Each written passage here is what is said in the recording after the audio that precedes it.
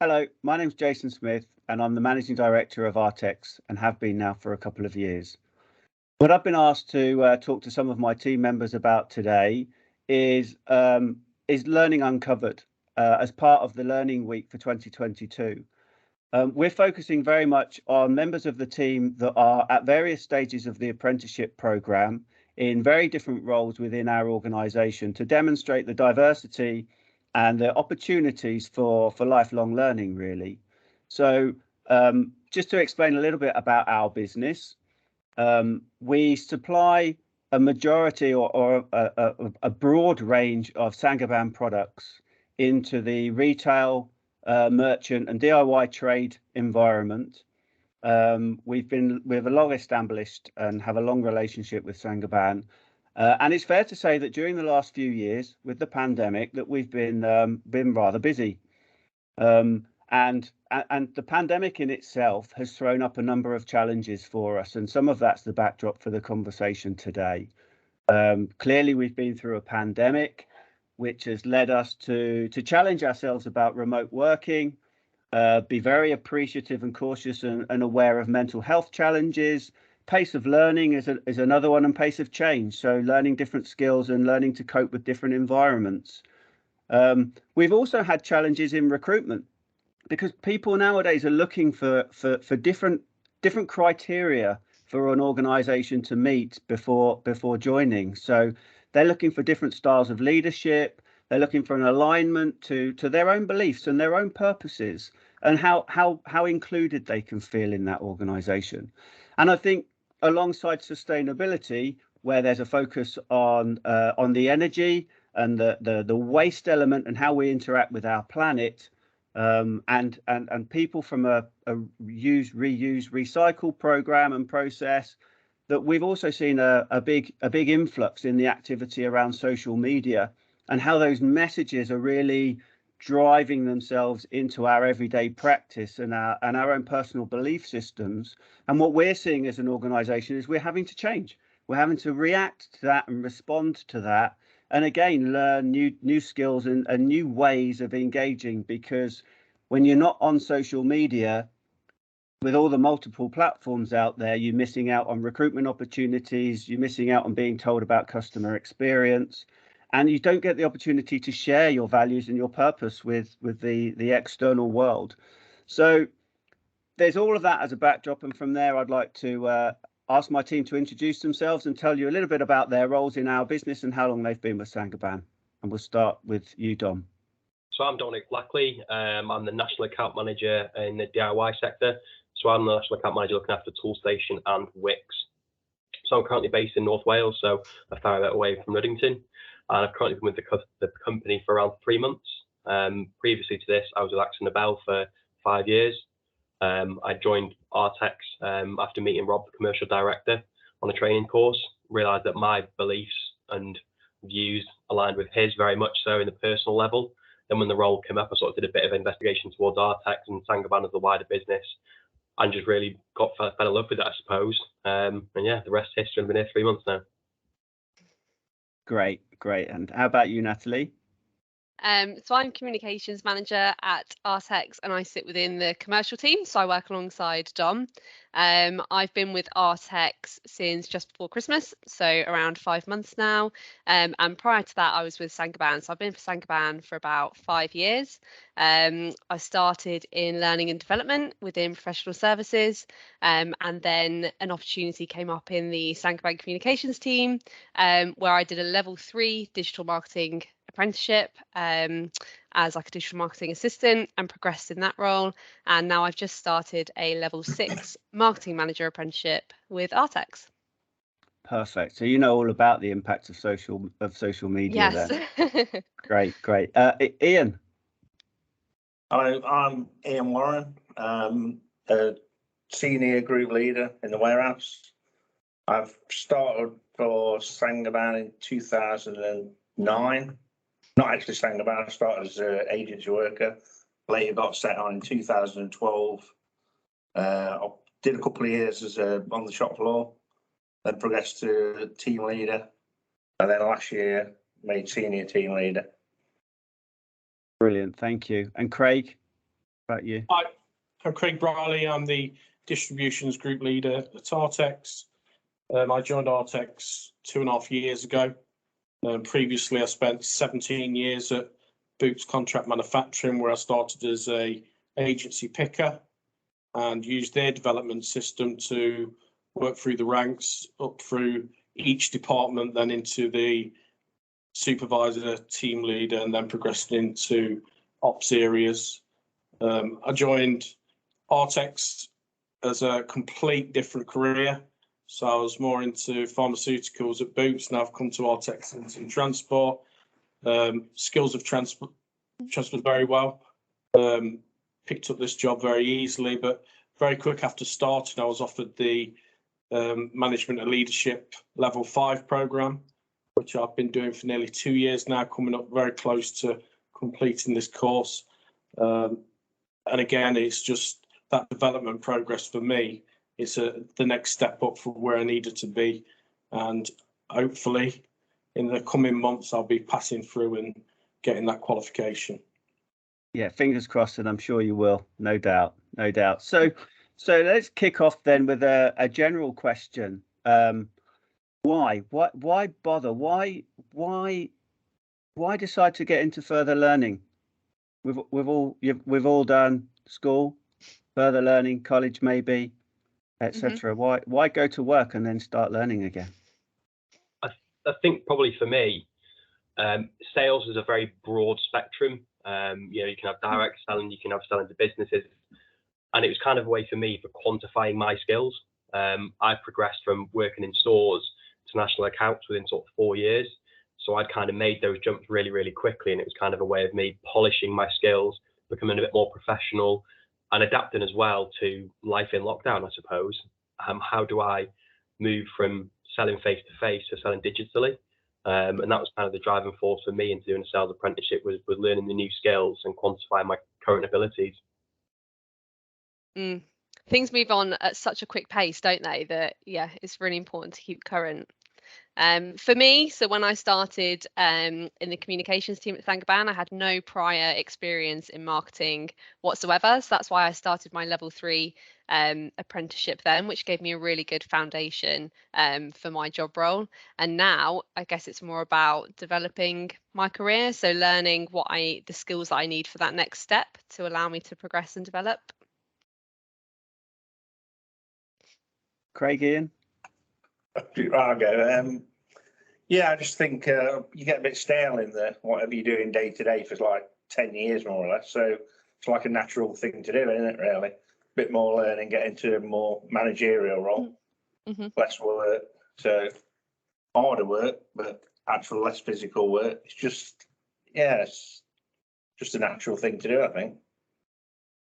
I've started the leadership of management level 3, which I've only been doing for a couple of months, but it's already proven useful in certain things. It's freeing up some time to be more with the guys and developing them as a team as well. Great. So already your teams are seeing the benefit of your further education and further learning. I think so. I mean, Craig will tell you the same, I'd imagine. Definitely. I mean, coming in to Artex and being offered this opportunity was for me just to compare my learning. So I got a lot of training at Boots Contract Manufacturing, but it was all in-house based training. So you never really gained any qualifications. So joining this apprenticeship was just for me to look how other companies do it, look how other groups do it, working from people, not just at Artex, you're working with people across Saint-Gobain. So you're sharing skills and knowledge there. And it would just secure, for me, it was the confidence I was doing the right thing. And the skills that they've been offered to me, the models, the experience from others, we all do it in a very different way, but we're actually doing the same things. And it's just sharing knowledge with people. Okay. Dom, you've been with us probably the shortest period of time, but well on the way with your apprenticeship. How did that come about? How easy was it for you to migrate across into a new business whilst on on an apprenticeship? Yeah, and I think that's quite an interesting point. I'm currently doing the level 4 sales apprenticeship with BMS Performance. And when I accepted the job offer with Artex, I spoke to Kat, my manager, and said, listen, I think I was 12 months through my apprenticeship at that point, a considerable amount of work preparing to go through Gateway, and I wasn't going to finish in time. So Kat went and spoke to Sangaban and said, we've got a new starter looking to join who's currently almost all the way through his apprenticeship. And she actually managed to get my apprenticeship paused, ported over to Artex, and then set me up within 3 to 4 weeks to get me back on course for completion. So I'm around 4 weeks away from going through my endpoint assessment now, where Kat's given me all the support I've needed. And for her as well, she'd not had any direct reports who'd done an apprenticeship before, so she's picked it up really quickly. And it's been great, to be honest. It's a really, really smooth transition. It's kind of like I've never been away. It was just sort of transferring some of my work-based project to new customers. Great, that's really good. Okay, so I think one or two of you have alluded to this already, but I'm interested to understand, how quickly can you start to put some of the learnings into action? Have anyone got any examples of where the new skills that you're picking up through the program you've been able to implement and utilize already in your roles and across your teams? For me, on the marketing manager apprenticeship, pretty much everything that you're kind of learning about is kind of on the job, so everything's very relevant to your job role. So we'll be learning about a marketing planning theory or tool, and you can immediately bring that back and put that into practice. So some things I'm like, okay, are Artex doing that? If we're not, can I come back and implement that straight away? Or if we are doing that, how can I analyze that and evaluate it so that we can do it better? Or are we already great at it? So it's a really good sounding board to analyze what we're already doing and come back and put that into practice straight away. Yeah, and there's lots of benefits to your work life, but I found a lot of the stuff I've learned transfers to personal life as well. Getting organised was one of the biggest things we did in the apprenticeship. Was the first section was how to get organised and be more efficient.